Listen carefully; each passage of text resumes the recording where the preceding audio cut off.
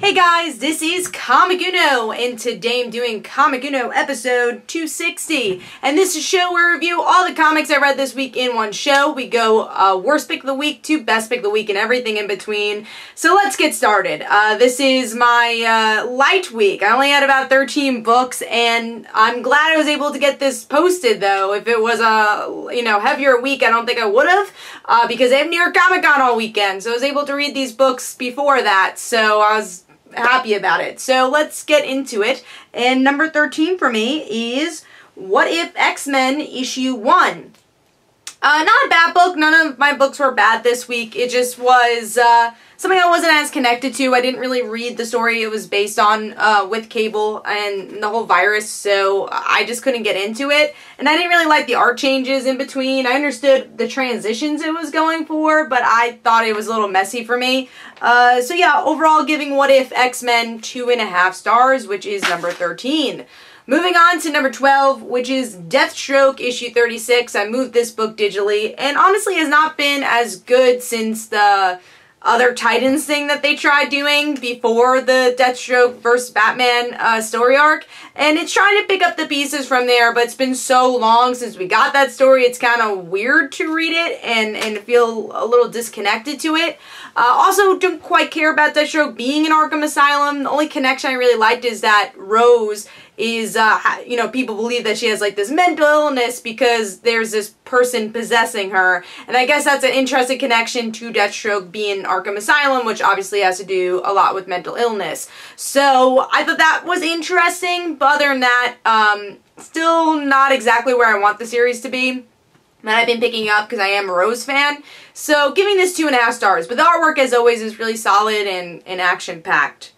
So moving on to number 11, which is X-Men Black Magneto issue 1. I won't be getting all these one-shots. I believe we have Mojo. I won't be getting that. Probably won't get Mystique. And I probably will get Juggernaut and Emma Frost. So those are the two I will be getting. And it seems like there are connected. They do have some backstory here with Apocalypse, so if you're interested in that, you might want to get all of them, but I wasn't as invested in that story, so I'm just getting the one-shots just because I'm a fan of those characters, especially Emma Frost. I'm interested to see what they do with her. But with this issue, it's kind of generic Magneto storyline. We get to see why he's on the side that he is on and why he doesn't like humans, and that's pretty much the story. I do like the comparison, obviously, with a lot of current events going on. That's always been the X-Men, very political and, utilizing mutants as a way to say something else about the world. So that I did enjoy, and I think was the most unique aspect of the story, and if you are going to pick it up, that's the reason you should. Artwork was pretty good overall. It kind of reminded me of the Magneto from the movies, the older Magneto, so he kind of looked like that. But yeah, pretty solid artwork all the way through though. Same for the backstory as well. It kind of had a Greg Capullo feel, the backstory for the pencils. So, gonna give that 3 stars. Not bad, but really depends how big of a Magneto fan you are to spend $4.99. Alright, moving on to number 10. Usually don't get this book. I dropped it a while ago, but because of its connection with Heroes in Crisis, I did get it, and that is Green Arrow issue 45. Was not a fan of the artwork here. I thought it could have been a lot more detailed, especially with how emotional it was. There's characters that pop up where I'm like, oh, okay, that's Donna. Like, she doesn't look like Donna. It's like, oh, that's Wonder Woman. So I think the artwork could have been a little better here. But I did like the story of Oliver pretty much blaming himself for what happened to Roy, and how Roy has helped people outside of just being an archer, especially with helping people who are recovering as addicts. So I thought that was a good part of the story. But it's still, with Heroes of Crisis, like, is Roy actually dead? Is Wally actually dead? There's still that echo in the back of your head that is a constant comic book trope, and you don't know how it's going to play out. So it gives a little less weight for me with this story, because I'm like, yeah, he's probably going to come back. So, but if he doesn't, this was a solid story, and at least we get a reference to Roy somewhere. So I gave that 3 stars. Moving on to number 9, which is Batman issue 56. I am not as interested in the KGB Beast, KG Beast, KG Beast storyline, but I did like the connection between this assassin who's part of the KG Beast and who obviously tried killing Dick Grayson and his father, you know, and obviously comparing it and putting it in a parallel with Batman and his relationship with Nightwing. But Nightwing wasn't in this issue, and I'm someone who usually doesn't pick up Nightwing, but I'm glad I did, because I'm like, alright, this is probably going to connect to Batman, let me pick up Nightwing. But for people who are just reading Batman, which I'm sure is a lot of people who read this series, and might not pick up Nightwing, they're gonna be like, what happened to Dick Grayson? Like, that's what the cliffhanger was. So, I kind of wish there was some reference here to say, go pick up Nightwing to find out what happened to Dick Grayson. Instead, it's just very Batman-centric, even though, yes, it's called Batman, but it was such a heavy Dick Grayson issue last issue. You kind of want some more information in this series in particular. But it is Batman on the hunt after what happened with Dick Grayson. So I'm going to give this 3 stars, especially for the artwork. I really love Tony S. Daniels' work, and in his collaboration with Tom King's been really great. And I think the artists have really been able to capture Tom King's cinematic storytelling in all his series. He's had some really great art partners, and Tony S. Daniel is no exception. So I'm going to give that one 3 stars. Moving on to number 8, which is The Magic Order, issue 4. I like this series. It's kind of in the middle for me. I do believe this is going to be a series, though, that's going to be so much better as a TV show than it is as a comic. You can kind of tell that it's like, this is a prelude. You kind of learn what the characters are about. We're making this a comic because we're optioning it as a TV show.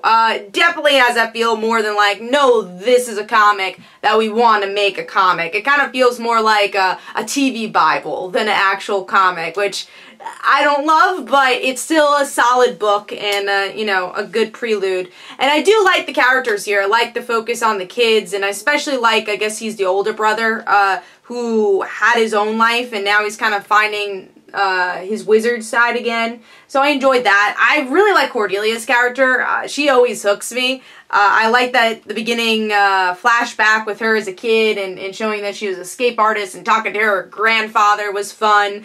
And her just being kind of a screw-up. I like her character a lot. And the artwork is really good for this book as well. Very clean. So overall, giving this 3.5 stars. I did have a fun time with this book. And again, I'm excited to see what the TV show ends up doing with this. So I think that it's going to open the world even more. And hopefully the characters. So that's number 8. Number 7 for me is Injustice 2, issue 35. Usually not a huge villains fan, and I will say I wasn't as connected to this story as I am with the heroes, but it's cool to see these 2 characters getting married and trying to screw over Ra's al Ghul. That was fun. There are pieces that were slower for me, especially in the beginning, but once we get to see the marriage and everyone's reaction to the marriage, it was definitely a good issue. And why it's higher is the artwork is just phenomenal for this book. It feels, I would say, even better than the video game. It's just so detailed and has so much expression. I've always really enjoyed the artwork for Injustice. So I'm going to give that 3.5 stars. And that's number 7. Moving on to number 6, which is Nightwing, issue 50. So I told you I picked it up, and I'll probably continue to pick it up to see where this direction is going. And I think that's exactly what the series needed, was a direction. So I'm glad it has one. Do I like the direction? Yes and no. I hope this is just a beginning of Dick Grayson finding himself in another way, and he's not a dick in the rest of the story. But I liked especially Barbara and Dick Grayson here, where Barbara's like, I'm your friend, I want to help you, and you know, Barbara really realizing how much she needs him. And I also like Batman's reaction, where he's like, maybe it's for the best, because obviously, as always, Batman's blaming himself and he feels guilty for what happened. So I really like those pages, but I didn't really like the flashbacks with Scarecrow. I understand the connection with fear, but I don't think it was necessary. I felt like it was just filling up pages because it was issue 50 and they needed to make an extra $1 and they needed to make it a big issue. But I think this would have been stronger without those pages and just focusing on this Dick Grayson. I will say this Dick reminds me from what we've been seeing from the trailers of Titans, so don't know how I feel about that, but I hope they're not just doing this because they're like, oh, he's darker in Titans, let's do the same thing for the comic. And I hope that's not the reason why they've changed Dick Grayson or to call him Rich instead of Dick, because they make that joke here, which I did laugh and I like that, but hopefully it doesn't stay because he's Dick Grayson, guys. You know, stick with the name. So I'm going to give that 3.5 stars. Again, a little torn on it, but I do think it's necessary, and if you liked it, Grayson, to pick it up. And it's been better than what we've been getting from Nightwing. So number 5 for me is Tony Stark, Iron Man, issue 4. I just had a fun time with this. It's cool seeing Janet. I always like her character, but I feel like she's one of those characters that are so popular, and obviously because she's been around for a very long time, but is shown nowhere. There's just years sometimes of just not seeing Janet in any book. So it was nice to have her here, and I like the romance that they're building between Janet and Tony. It was fun, and I think Dan Slott really hits a nail on the head with the wit that Janet has, and that's something they explore really well. Speaking of like Iron Man suits, there was a really cool one with the Vespa, so I enjoyed that. That's an Iron Man suit. That's pretty cool. So there's fun moments like that. There's this like romance app that, or you know, dating app type thing where they end up all being robots because everything is way too perfect. So it's just a fun kind of one-shot story that plays off of like, hey, Jan and Tony are kind of having a thing now.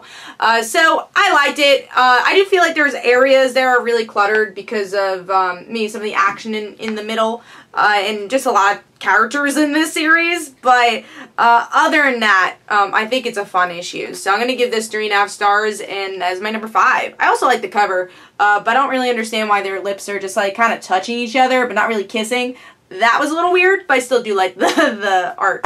Alright, moving on to number 4. Which is We Are the Danger. I wrote issue 1, but it's issue 3.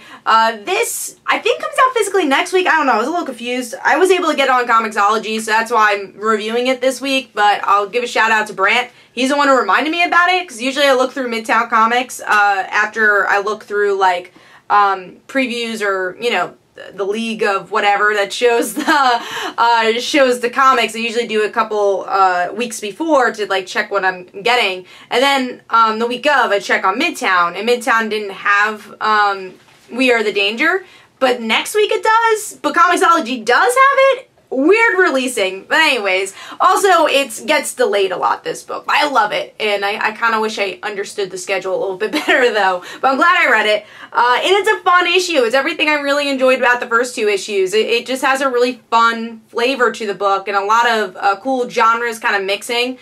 Music, of course, feels like very Archie's type drama there. We got Battle of the Bands, you got you know, a lead singer that doesn't like them and is trying to betray them. So that's fun. And there's romance in the book as well. So you kind of have it all, and it's fun, and you kind of, you know, see how these friendships are growing. And I already like these characters, and it's really only the beginning of this book. So I gave it 4 stars. Artwork is fun as well, though, especially the way they display music and the lyrics, I think is unique. So I'm going to give this 4 stars, and hopefully we get to see this series released a bit more frequently.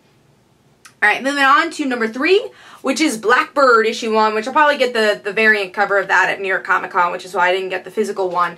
But I did read it digitally, and I was, you know, really surprised by the book. I'm not usually a huge Magic fan, but I think Sam Humphries really sets up some really great stuff, and Jen Bartel not just doing cover art, which, you know, we see a lot from her, doing interiors has been really cool to see, and I think it fits the tone of this kind of young 20-year-old magic person, you know, magic girl type thing. So I'm having fun with that, with the artwork and the colors there.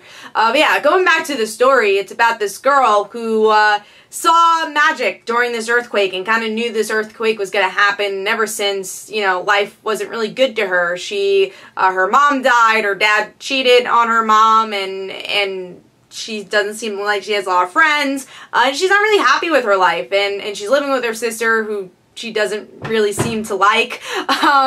So by the end, though, there's this magical encounter that she has, and this magic being steals the sister, and the first thing she thinks is like, why did she steal my sister? I want to be part of this. So one thing I really enjoyed, and why it's higher than some of the other books here, was this idea of addiction. We have our character who is addicted to painkillers, and really show a realistic way of addiction, which not a lot of comics do, and not a lot of stories do, so I was happy about that. But then showing, I think really smoothly, showing the connection between her addiction to magic. You know, not even caring about her sister until she's like, wait, I should save my sister. Let me pop another pill. So I do like that connection, and I hope that's something that continues as the series goes on, because I think that was really smart, and I think that could be something special for the series. So overall, I'm going to give that 4 stars, and I thought it was a pretty solid start for the book. Now, number 2 and number 1 was really hard to pick because I really like these two pretty much the same. And I'll explain why I picked my number 1 as number 1. But my number 2 this week is What If Flash Thompson Became Spider-Man issue 1.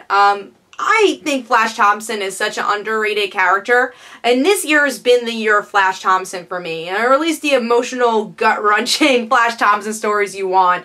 Obviously, his death that happened in Amazing Spider-Man was one of the most powerful moments from this year of comics for me, and then this, you know, seeing how he would act as Spider-Man, and I really think nailing on the head what his personality is, especially in the beginning, getting out of high school, and this idea of him being a soldier as well. And I like that was Nick Fury as the Watcher, you know, kind of explaining things and showing how it's different from Peter Parker.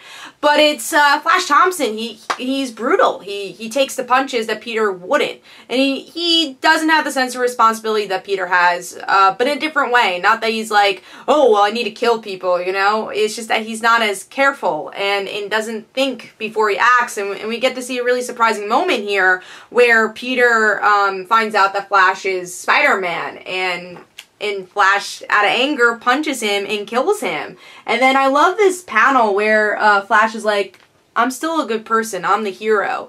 And then as we get to see, you know, one of the defining moments of Spider-Man, and as he lifts the pipe up with Flash Thompson, he's kind of explaining, all right, I'm not the hero, and that's okay. And I love this panel as well. We get to say I'm not a hero, and Flash realizing that after Peter dies. And I love this artwork too, just so classic Spider-Man. Really felt like it leaped out of the pages of a Silver Age Spider-Man book. Which I really enjoyed. And then by the end we get to see Flash get arrested, and he's the one who kind of gives himself up here. Really great story. If you're a Spider-Man fan, this is a must-read, and it really shows a different idea of, you know, a concept that we all always know about Spider-Man, and I really like to see how they tackled it with Flash. It's kind of similar how they tackle it differently with Gwen Stacy, and I would say Gwen Stacy especially. I was going to say Miles Morales, but I think especially Gwen Stacy's Spider-Gwen, they tackled responsibility differently. So, and I really liked how they did it the same, and it shows that, and even the Watcher kind of says this, is like, you know, our paths are not wheeled with fate, and that our choices matter, and I think it shows, like, the little choices that Flash made to, you know, become the person that he was, and become the person that he became in the end of the issue. So I really enjoyed it, and this kind of moral compass story that came with it. So I'm gonna give this 5 stars. I really enjoyed it, and like I said, in another week it would have been my number 1 pick, but my number 1 pick, and the reason why I did this, is Paper Girls issue 25. And the reason I said Paper Girls is because, just because I invested more time, obviously, in this story compared to a one-shot. So that's the reason why I picked Paper Girls, but they both were really leveled as the same story and artwork-wise. As always, Cliff Chiang just delivers in the art, especially in the eyes. I really love his small motions here, especially between KJ and Mac. But yeah, with this issue, as I showed you in that page, KJ and Mac do kiss. So we get to see from the Vision in 1 arc ago, I believe it was the 3rd arc, where KJ finds out she's going to kiss Mac. And throughout this arc, it's Mac realizing that she does care for KJ. Quickly, because of last issue being that KJ almost died. And I think Mac really realized what it means to have a short life, and she doesn't want to hide anymore. She has feelings for KJ. She's like, you know what? Let's just do it. You know, let's just kiss. You know, let's do this thing. And then I love the moment, because you don't expect it, the Tiffany scene. And he's like, oh, congratulations. So that was a lot of fun. And then, well, speaking of the Tiffany's, a really, really strong arc with them as well. Every single character had a strong arc in this issue, where the Tiffany's, well, you know, older Tiffany sacrifices herself to save herself and KJ and Mac. And it's just such a powerful moment that I didn't expect. So, and then I love Tiffany's reaction, this kind of numb reaction, where she's like, I saw myself die, what does this mean, you know? And it is a complicated situation. You know, she always destined to blow up. Will this version of Tiffany ever grow up? Like, how does that work in time travel? So I thought that was really interesting. And I guess going back to kind of small moments in this issue as well, I really like how Mac has grown in this issue, where KJ, again, I love this first scene because there's just so many great emotions being spelled out through the dialogue, but also just the marriage of Cliff Chang's artwork. But we get to see this little tear from KJ saying, you know, you're gonna die, and that sucks, and we can't change anything, like, you know, this sucks. And Mac's like, well, don't cry, like, I'm glad you won't die, I'm glad the others won't die, I'd rather die than to see you die. And that's kind of how she has this realization for KJ. So I love that moment. Again, it's these small moments that I think it plays out, especially with Tiffany, KJ, and Mac. Erin plays out more of the plot stuff going on, where Erin in this issue realizes, okay, this is how we go back home. So she brings the girls together and kind of figures stuff out. But, of course, in a Paper Girls way, there's a twist. And we get to see other Erin come in. You think maybe she's a good, you know, the good guy in this situation. But she's not. She says, I'm gonna separate all you guys. So for the first time, we're gonna see different times in their eyes. And I think especially for KJ and Mac, that's gonna be a powerful story because they just got together. They just figured out their feelings. And now they're separated. And Tiffany also, you know, her realizing her death, she won't have anyone to really talk to. And then Erin is in a really interesting time. But I'll show you that. So first of all, Tiffany is underwater. So we'll see how that works. How she ends up breathing. It looks like she could talk under there. And then it looks like KJ is in some past, future place. We'll see. Yeah, and then, well, I don't even know where Mac is. She's got this giant whale crab walking up to her. And then, last but not least, the huge cliffhanger of this issue, we got Erin in our time, in Trump's America. And I do find that really interesting because we just had an Our Time issue just 2 years ago with Paper Girls, and it show how America has changed in just 2 years. So I'm really excited to see how Brian K. Vaughan and the creative team tackles Our Time and how Erin reacts to that. And then obviously seeing how the other girls react to their time without each other. This is a first for the series, and I honestly did not predict that. I thought they were going to go back to 1980, 1988 and just show, hey, we changed as people, but this is going to be an interesting arc. So, I mean, it was a really great issue. I think it was a great way to end arc and get us excited through this hiatus. We got to wait couple more months for the next issue, but some great stuff. Overall, gave that 5 stars, and that is my #1 pick. Hopefully you guys enjoyed. This is Comic Uno. Don't forget to follow me on Twitter. Don't forget to like my Facebook page. Also, description below, there are links to my comic book, Like Father, Like Daughter. And don't forget to like the Facebook page of Like Father, Like Daughter. And I'll see you guys later. Bye.